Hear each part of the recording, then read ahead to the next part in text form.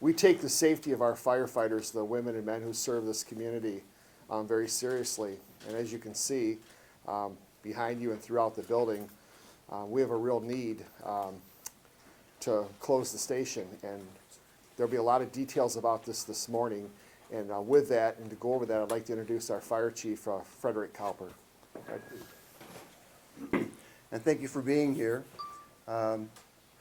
It's time to put our firefighters in a safe environment, and with the direction of Fire Station Captain here at Station 1 and with the union, they are requesting to move out of the station because of health hazards to the firefighters. We have tried to stay in the building because we believe we'll be at some point in time building a new station. We thought we could hold on until that day. Unfortunately, deplorable conditions here in this station are going to dictate that we move out, and we are in the process of doing that this morning. We'll give you an opportunity to ask questions later, and we'll also give you an opportunity to go through the station and take a look at all the areas that we believe are causing us problems. Certainly, this building that we're in right here is the old library and has taken the most damage. Water in the light fixtures, ceiling tiles coming down. About a year and a half ago, we had a company come in and put a Band-Aid on the ceiling. We thought that would hold us until we could move into the new station. Unfortunately, that's as you can see, didn't work. These tiles that we have are new or newer. We started replacing them, and as fast as we replaced them, they became damaged and were falling down. So we have picked up numerous ceiling tiles over the last year, and back, if you'll see in the back, we have 3 boxes of brand new tiles. We've given up. We're not going to replace any more ceiling tiles. We've been defeated by the water coming into the building. Now the water, as you can see, is in this building. It's into the living quarters of the fire station. It's in one of the bedroom areas. It's raining in the boiler room. We've had extensive amount of damage to our equipment.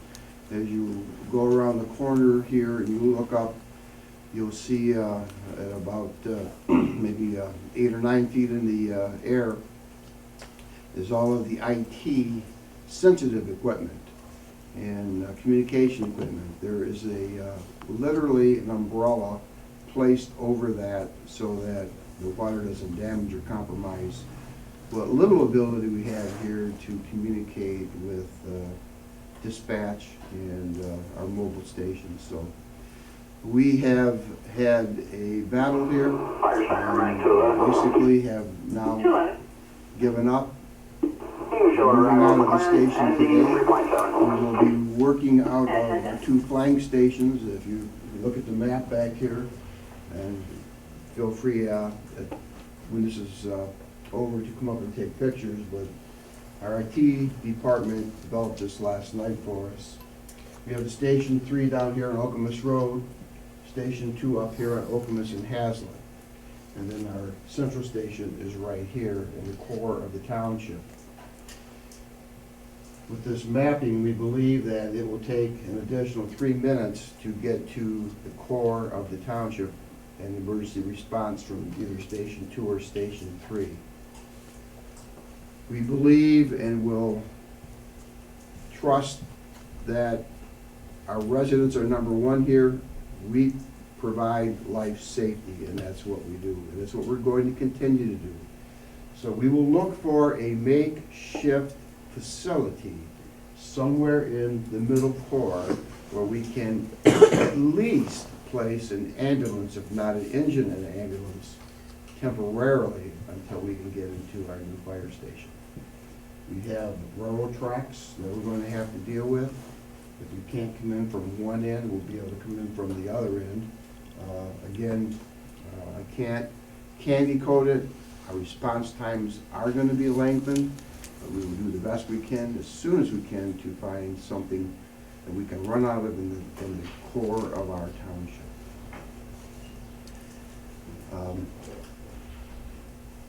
That's basically what I have to say today. I would certainly be glad to take any questions. So, we have a manager here. We have our battalion chief that's on duty today, our chief of training, our treasurer, Julie Brixey, and our trustee, Milton Scales. If you have questions for any one of us, please, at this time, feel free to go right ahead. Dawn? Please talk about how this condition of the station has deteriorated. Is this something that happened fast, or is this just an accumulation of things over time? The station was built in 1957, and it's been added on to. If you go and look at the area where you'll see the lounge chairs, TV set, kind of a pseudo training area, that was physically built by the firefighters, probably in the 60s, is that correct? I believe 85. 85, okay. Township gave them the money and they built the facility. So, a lot of things are makeshift here. They put together bubble gum and Band-Aids. We have looked at the situation for years. When I became the chief here in '98, my first objective was we need to do something with this fire station. So we have Band-Aided it over the years and put money into it, and it's time to say, it's antiquated. It served us well. Our senior battalion chief is a female. We have a lieutenant that's a female, and we have 2 other firefighters that are female. Now, they can be placed in this building with 1 bathroom and 1 shower. And, bless their heart, they're not complaining because we're giving them a vision to move out of here. But they do, they cohabitate in the station, and we have 1 bunk area where everyone sleeps in the same area. Isn't right, and we need to make a change to give people their privacy, especially with the genders. So we will be doing that when we build a new station. We have looked at this problem over the years. We put Band-Aids on it, and today we've had it. I've had it. The unions have it. We're moving out. But has a lot of the damage, has it gone downhill recently? It's going downhill at a rapid pace. When I came into this room last week Friday, I saw what I call a deplorable situation. I got a call Monday that it has 5-fold, and we can no longer exist in the station. If we go through the station area, I can point out areas, it's damaging our equipment, and we think we're going to prevent further or any health problems to our firefighters. Thank you. Is there any worry about overcrowding at Station 2 and Station 3 if and when you guys decide to find a makeshift kind of place for the center of the township? Well, let me say this. When we had the ice storm, this building lost power. This building doesn't have a backup generator system like our other 2 stations do. So this building was closed during the ice storm.